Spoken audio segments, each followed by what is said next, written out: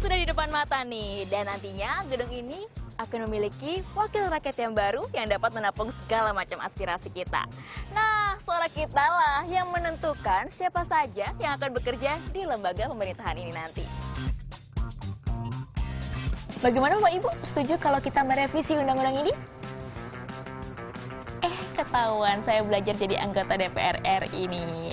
Nah, berbeda dari tahun 2014 lalu, untuk tahun 2019 nanti, metode penghitungan suara untuk merebutkan kursi DPR RI ini, kita akan menggunakan metode yang bernama Sangklik. Nah, metode ini sudah sesuai nih sama peraturan perundang-undangan kita tentang penyelenggara pemilu, pemilihan legislatif, dan juga pemilihan umum presiden dan wakil presiden RI.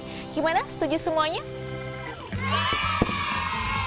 Tapi sebelum dilakukan penghitungan dengan metode Sangklek, partai-partai yang berpartisipasi harus memenuhi ambang batas parlemen sebanyak 4% terlebih dahulu dari total suara. Nah, barulah dihitung dengan metode Sangklek ini. Tapi ngomong-ngomong, udah pada tahu nggak nih metode Sangklek apa? Aku nggak tahu sama sekali malah, Mbak. Wah, nggak tahu ya. Apa ya itu ya? Itu apa ya? Waduh, saya nggak tahu Mbak. Mungkin nanti belum diinfokan kali ya. Wah, pada nggak tahu nih metode Sangklek apa? Aduh, gawat. Yaudah, aku bantu jelasin ya. Untuk metode Sangklek ini diperkenalkan oleh matematikawan asal Perancis yang bernama André Sangklek pada tahun 1910. Nah, untuk penghitungan Sangklek ini, pembagian jumlah jatah kursi masing-masing partai ditentukan oleh bilangan pembagi yang haruslah ganjil dan juga bertingkat. Sedikit rumit nggak sih kalau aku jelasin kayak gini? Yaudah, kita langsung lihat aja simulasinya. Misalnya ada 5 partai yang bersaing dalam pemilu April nanti. Sebut aja Partai Gaul dengan 30.000 suara, Partai Kece dengan 5.000 suara, Partai Ganteng dengan 15.000 suara, Partai Keren yang mendapat 20.000 suara, dan Partai Cantik yang mendapat 7.500 suara. Nah, kelima partai ini akan memperebutkan 7 kursi di DPR. Karena itu, penghitungannya jadi seperti ini nih. Pertama, untuk menentukan kursi pertama, masing-masing suara perolehan dibagi 1. Nah, karena Partai Gaul yang memperoleh hasil terbanyak, jadi jelas mendapat kursi pertama. Selanjutnya, karena Partai Gaul sudah mendapat 1 kursi, perolehan suaranya maka dibagi 3. Sedangkan 4 partai lainnya, jumlah suara tetap dibagi 1. Hasilnya terlihat nih, Partai Keren yang tertinggi jadi mendapat kursi kedua. Nah, Gaul dan Keren sudah dapat 1 kursi. Jadi hasil suara dibagi 3. Akan tetapi 3 partai lain yang belum mendapat kursi tetap di pembagian 1. Jadi hasilnya, Partai Ganteng yang unggul dengan 15.000 suara berhasil mendapat kursi ketiga. Penghitungan bagiannya kita lanjutkan. Nah, setiap mendapat 1 kursi, maka pembagiannya bertingkat dengan bilangan ganjil yang lebih besar. Hasilnya, kursi keempat jatuh untuk Partai Gaul yang memiliki nilai 10.000. Sudah mulai paham? Yuk kita lanjutkan.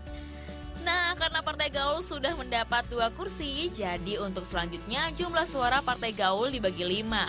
Sementara Partai Ganteng dan Keren masih di pembagian 3. Sedangkan Partai Cantik masih tetap di pembagian 1 karena masih belum mendapat kursi. Semua hasil dibandingkan dan akhirnya kursi kelima jatuh untuk Partai Cantik.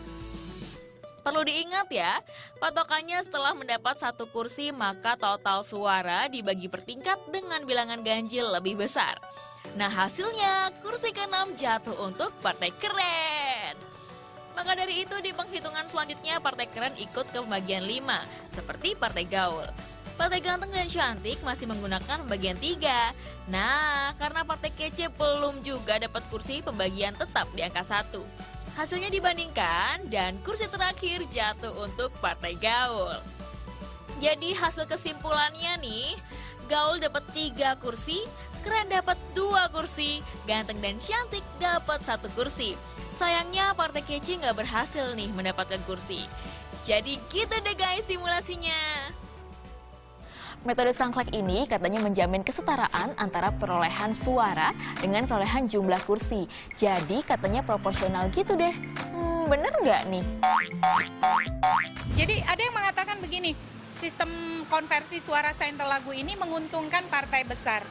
Bahasanya agak kurang tepat. Jadi sistem ini lebih mendekati proporsionalitas. Jadi dia lebih mengurangi disproporsionalitas. Artinya apa? Akan ada lebih keseimbangan antara persentase perolehan suara dengan persentase perolehan kursi. Jadi akan mengurangi disparitas. Nah, kalau partai yang suaranya banyak dapat lebih banyak kursi itu kan wajar. Jadi dia lebih proporsional di dalam mengkonversi suara menjadi kursi. Jadi tadi harapannya ya, kalau dia dapat 20% suara, maka harus direfleksikan menjadi 20% kursi. Nah, ini yang menjadi salah satu pertimbangan mengapa sistem ini digunakan. Nah, udah ngerti kan bagaimana cara penghitungan untuk jumlah suara pada pemilu tahun 2019 nanti? Harapannya semuanya dapat berpartisipasi dan jangan sampai golput ya. Semoga siapapun nanti yang terpilih menjadi anggota DPR RI dapat menampung aspirasi kita dan dapat bekerja maksimal untuk masyarakat. Jangan sampai kayak gitu tuh. Laras Putri, Tiffany Febrian melaporkan untuk NET.